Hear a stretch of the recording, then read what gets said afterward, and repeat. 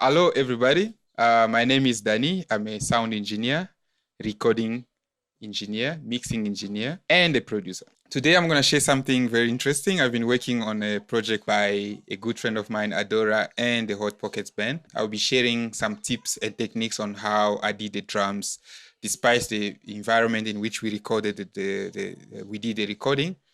It was a very tiny space, a very small space, but after working on the drums or the whole mix, everything sounds big and open. So I decided to share with you some little techniques or just take you through what I did.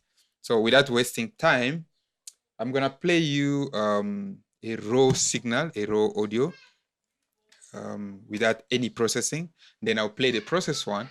After that, then I will start explaining or I'll take you through what I did during the mixing process of the drums. Okay.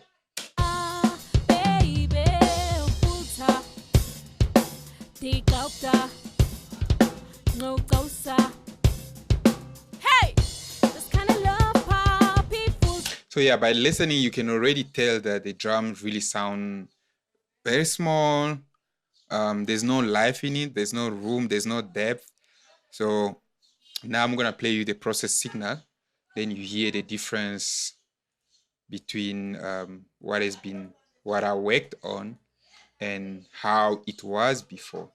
Okay, cool. So I'm gonna play you now the process signal, and you hear the difference. You heard the previous that I play raw, and now it's a process.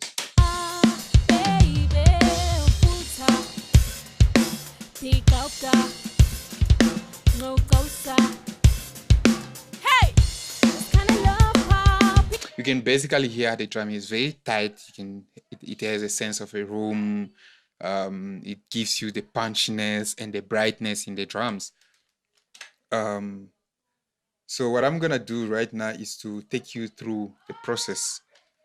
When I start my mixing, I always start from the master bass. After doing all my balance and everything, I go through the master bass, and this is what I normally do. The first plugin that I always use is a C6, as you can see on the screen. Self-explanatory, I don't need to explain much. It's just to glue and control the peaks as well. And the next plugin that I'm gonna use is one of the oldest wave plugin, the Q series. You have the Q1, Q2, Q3, 4, up to 10. It's a paragraphic equalizer. So what I did here in the Q10, I looked for mid-range spaces, places that were disturbing me, like sounding boxy, and then I try attenuating certain frequencies there, like around 300, 350. I removed 2 dBs, and I went down to 52 S, and I boosted that area. I went up to 7K. I boosted that area again by 1 dB. So as you can see, this is a very subtle. You must be careful when you are dealing with the master bass because you are dealing with everything, and it's really going to affect your stuff if you don't pay attention to details. Then next is this bass compressor that I use on just to glue everything like properly after I've done the equalization, like those boosts and what. I want everything to be equal by using this compressor to glue everything. And then next, there's this stereo image that I like using from Waves. Not Waves, but Steinberg. It comes with Steinberg. It's a very simple plugin, easy to use, nothing fancy on. So, and I just slap it in there. And the reason why I use that is to open up the mix. Look, don't be afraid to use a stereo imager to open your mix. Don't be afraid. So use it. It's gonna do you good. Sometimes you complain about your mix being very tiny, very close. The secret is stereo imager. So then after that, I'm gonna go down into my groups since I like using so many groups. As you can see, there's a group for kick, there's a group for snare, and then both of them are sent it into a group called a groove. And then after that, there's tom groups, and then there's again overhead group. And then after I took the tom group, groove, and everything, I send it into a group that I called drums. After the group that I call drums. I took and sorry, that drum group is what I use a technique that I call a good cap and a bad cap. A good cap is my drum bass where everything is bassed in there, everything is assigned in there, and I do a proper compression like SSL bass compressor that I will use on for very little compression on the, as you can see how the compressor reacts, very little, nothing fancy. That's a good cap. Then I will go and I have my parallel compression. Let me just do this. Then I have my parallel compression that I call a bed cap. So in the bed cap, what I do, I really over compress, like I kill everything. All the transient goes, attack everything, no punch, nothing, flat like this. Listen to that. Listen to that. So I like over compress. I like kill everything. And there the only thing that I sent was the kick and the snare. So why do I use that? I use it when sometimes I feel like the drum is disappearing in the mix. So I will just use another bass and assign the kick and snare probably with the toms and then heavily compress them and then just add on top of the good cap. So I take the bad cap, I add with the good cap to give me that openness, that punchness. So it does really a good job. You should try it too. Some people will use like all the drums, they will send it into parallel compression, but I don't prefer that because I like being away from the overheads because I don't want a lot of noise from the cymbals and stuff. So done there, I'm gonna solo the kick and I'll show you how I process the kick. But before that, once again I'll play you an unprocessed kick. Here it sounds like a paper. So what I did, the first thing that I did was equalizing the bass. And when I equalize the bass, hear what I got. If I mute, then I did a boost around 60 Hz and then I did a cut around 500 Hz. Then I went to my inside kick, 2 microphones for the kick. What I did is that I equalized that kick as well to still, I'm trying to look for those sounds that sound, those stuff that sounds like a plastic sound. Listen. Listen. Okay, after equalizing, then I'll go to the gate. And what the gate will do, I'm trying to take away the bleeding sound from the kick. And I'll mute. You can hear the bleedings and all that. Then if I unmute, I'm in the outside kick. Then after that, the next thing I'll do is adding a channel strip. So you hear like all the chip sound around 6 to 8K. I'll try to clean them up. Because I want that punchiness. Then I went around 4K. I added about 7 dBs extra. Down around 60 Hz again. Why am I too much turning around 60K? The 60K, that's where you find the body of the kick. That's where you find the roundness of the kick. So you should really pay attention. You should really know the fundamental of different instruments when you are doing mixing. And the more you know, you understand the fundamental of different instrument, it's going to help you with equalizing. Because look, you don't just equalize for the sake of equalizing. You need to understand the nature of the instrument. They are fundamental. You need to understand their harmonics and stuff like that. So that's how you do your equalizing. And in most cases, you find the roundness or the body of a kick around 60. So between 50 to 75 or 50 to 80, in between there. So that's where you will find. But in this case, I'm using 60 because that's where I found that the kick is punching that well. And then I added 7 dBs extra. And that's the same thing that I did with the outside kick, both microphones, the inside and outside. And listen to it, how it sounds now. And if I mute, listen to the difference. And now you hear that the kick is very tight. But then still, I feel like it's a little bit too light. And I went to their group because I assigned both of them to one group. Then I added again 60 Hz. So you should really know what you're doing. And then after that, I had a boost. No, not a boost, but I added a max bass. A max bass is just to give a little bit of harmonics. That's what it does. It adds harmonics. And then listen to the outcome. If I mute the group, see how light it sounds, but you hear how fat it sounds. So that's it with the kick. Nothing fancy, but those are the little stuff. The one thing with the stuff, don't just do stuff because you have access to plugins, you have access to gears, but really know what you're doing. And by knowing what you're doing, you are not just gonna do stuff for the sake of doing. The next thing we're gonna move to is the snare. I want you to listen to the snare before processing and then after processing. Listen to how it sounds. Like kong kong, like that honkiness in there. But then after processing, the first thing that when I do processing, the first thing that I do, it's equalizing.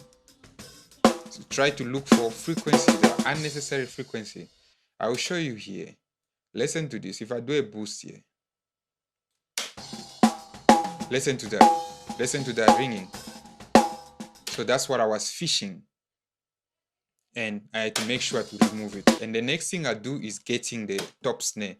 The bottom snare I'm not gonna get because I'm looking for those sound. You know, the snares at the bottom of a snare drum. So that's the sound that I was looking for, and that's the reason for miking the snare drum with the bottom, adding another mic at the bottom of a snare to capture those snares. And then after that is the channel strip again. I did the when equalizing, always find a way to first remove what is not important in your sound, what is not helping you. Then you know where to add, if adding or not. Don't just jump into adding stuff without taking first away what doesn't belong to the original sound or to the original signal. So listen to it before me processing, or I'll bypass EQ. Listen to that. And then, so what I did here is try to cut around 500 Hz with the minus 4 dBs of gain reduction. That's what I did around there. And then went to 1.3, because between 1K and 2K, that's where you find the snap of a snare. And that's what I did. And mine, in this case, I found it around 1.3 K. And I did a booster for about 4K to 5K. 4 dBs to 5 dBs.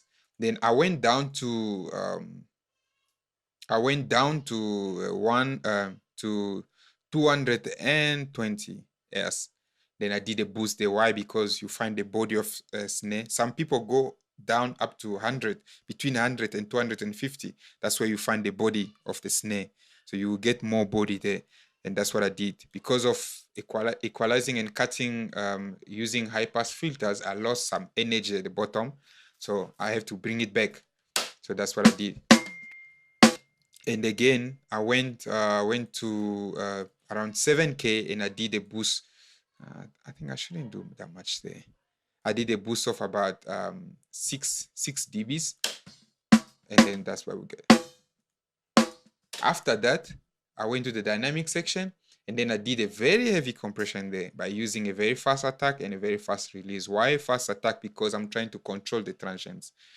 I'm trying to keep them together. I don't want the transient to be out of control and then jumping out, because those are the things that brings the peaks, and the peaks brings distortion in the signal. So I'm trying to get away of those peaks, and that's what I got after. Then after that, I added a compressor on top of it, which is a very fast compressor. This CLA 76. Okay, so yeah, and I did compression there to still control my attacks, but in this case I had a very fast attack and a very fast release.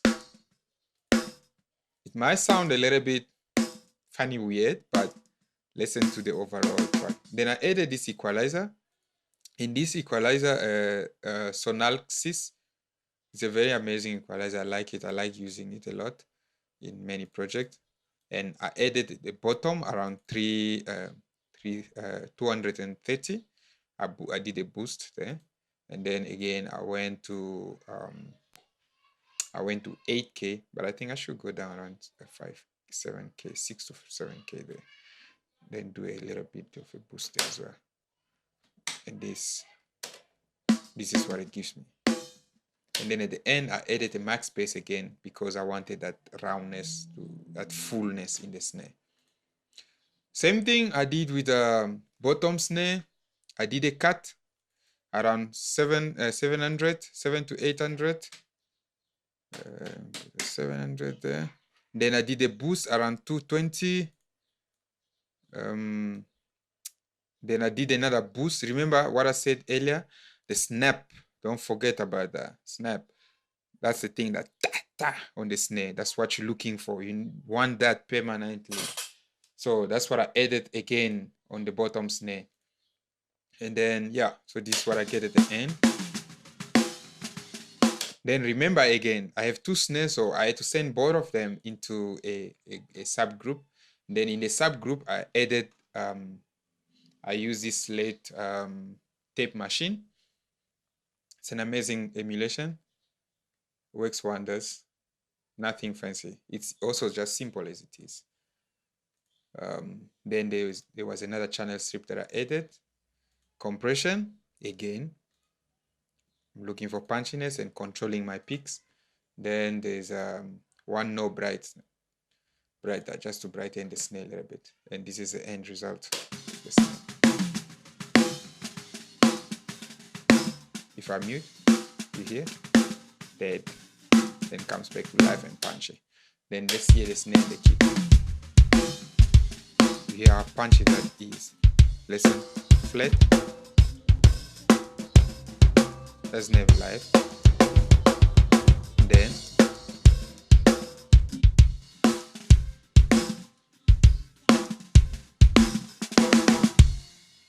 okay. So after that, I'm gonna move to the overhead. Why moving to the overhead? Because overhead is so important in the drum that it picks the whole drum kit. So overheads are like, it's a whole drum kit. It's not a direct sound, but it's picking everything that it's hearing that the drummer is playing. So that's why I like the overhead. And this is what I did, nothing fancy.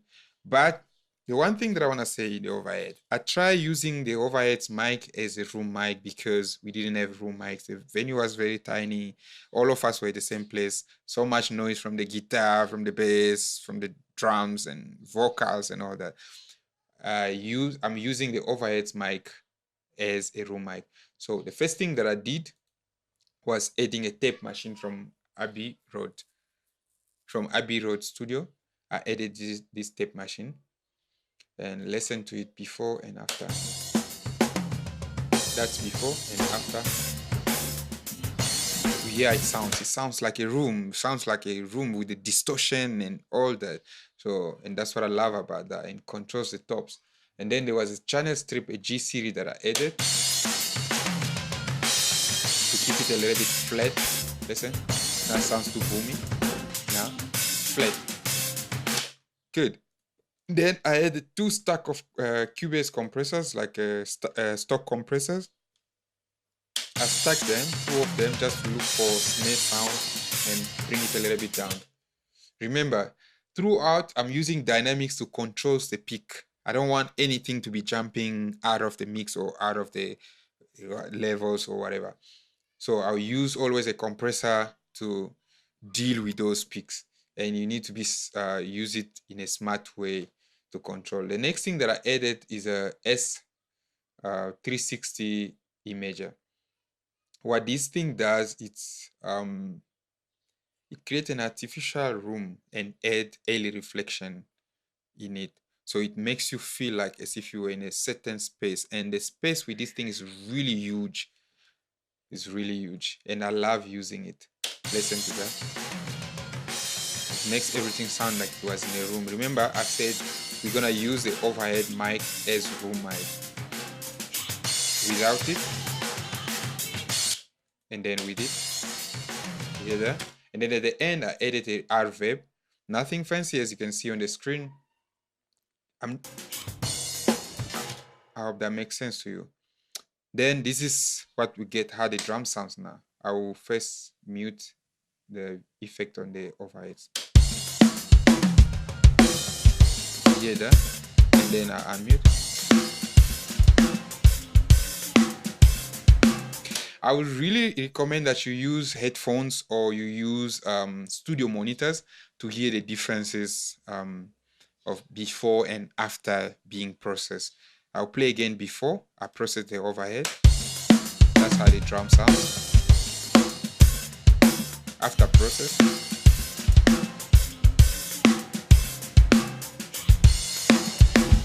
You can hear how it sounds like in a room.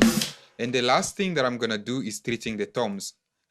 The thing with the toms, I didn't really get quite what I was looking for, but it didn't stop me from bringing the toms to where it's supposed to be. Listen to the toms before. Listen to that again. And then I'll play the process one. You hear the difference.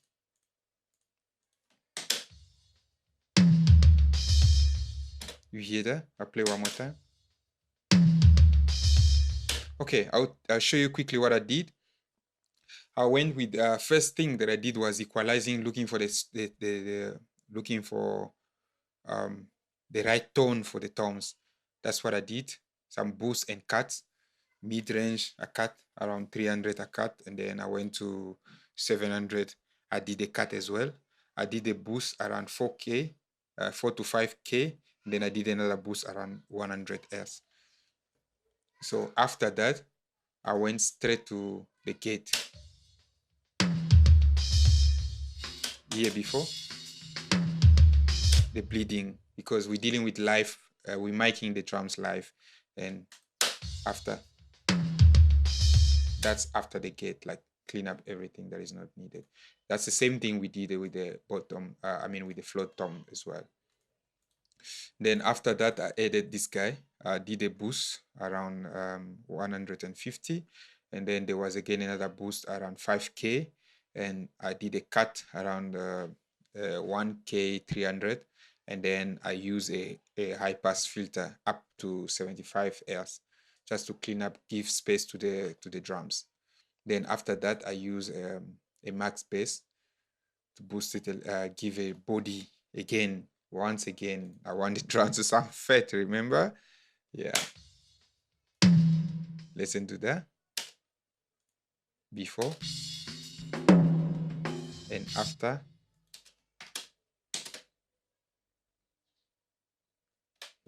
After. Hear that? Really big.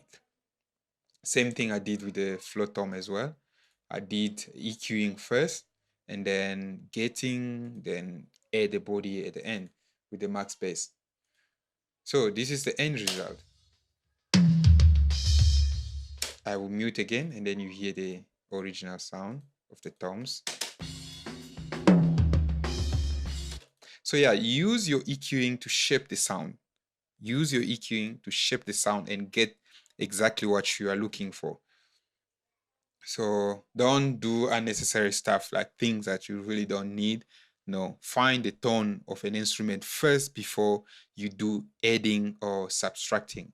So yeah. Then I'll play the whole drum kit now. You listen to it. That's the process drums.